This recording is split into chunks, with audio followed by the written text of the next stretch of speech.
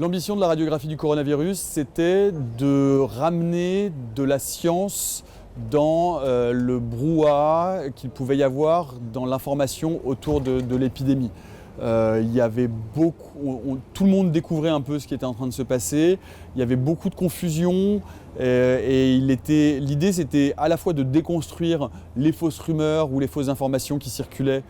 sur les différents réseaux et aussi de revenir à la réalité des études scientifiques, c'est à dire voilà aujourd'hui ce que la science produit et donc refaire vraiment de l'information scientifique, objective,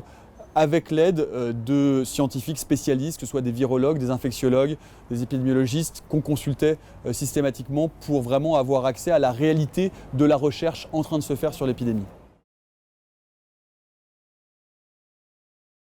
La question de la vulgarisation, c'est de se dire qu'est-ce qui est compréhensible dans des études qui sont effectivement des études complexes, qui sont difficiles à lire. Donc c'est d'utiliser l'expertise qui était l'expertise de l'équipe de la méthode scientifique, parce que moi je suis journaliste, mais je travaille avec d'autres journalistes qui sont ou qui ont eu des carrières scientifiques ou des carrières en biologie et qui donc ont une expertise dans la lecture de ces études et donc de faire vraiment un travail de traduction pour le grand public, c'est-à-dire de dire voilà, nous, notre boulot c'est d'aller à la source, de trouver exactement ce qu'il y a à l'intérieur de ces études et ce qui petit à petit va se transformer en consensus scientifique, c'est-à-dire en information. Transformer en fait le travail de recherche, aller se renseigner à l'origine, à la source de ces travaux de recherche pour les traduire dans des termes qui soient compréhensibles et donc vraiment pour arriver à décrire le mieux possible ce qu'est la science en train de se faire pendant l'épidémie, quoi. L'idée, c'est de dire que tout le monde n'est pas épidémiologiste, tout le monde n'est pas virologue et qu'il faut revenir aux scientifiques, c'est-à-dire à la nature des études, à ce que la science est en train de chercher, est en train d'aboutir, pour vraiment donner des faits et pas juste des sentiments, des opinions, ne pas mélanger ce qui relève du politique, de l'idéologie et de la recherche en tant que telle.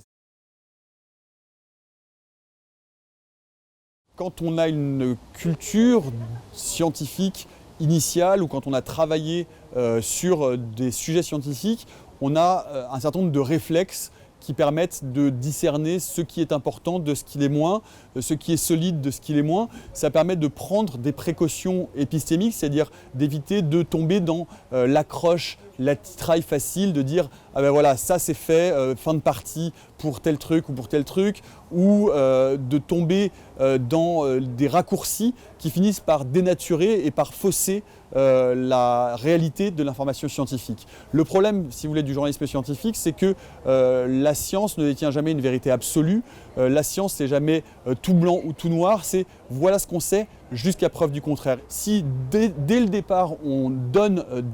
un minimum de culture scientifique aux journalistes d'information générale, eh bien ça permet justement d'éviter de tomber dans certains écueils et d'éviter de tomber dans des pièges de communication qui sont les mêmes que des pièges de communication que peuvent par exemple tendre des politiques. On ne prend pas la parole des politiques pour argent comptant, pourquoi prendrait-on celle des scientifiques pour argent comptant? Donc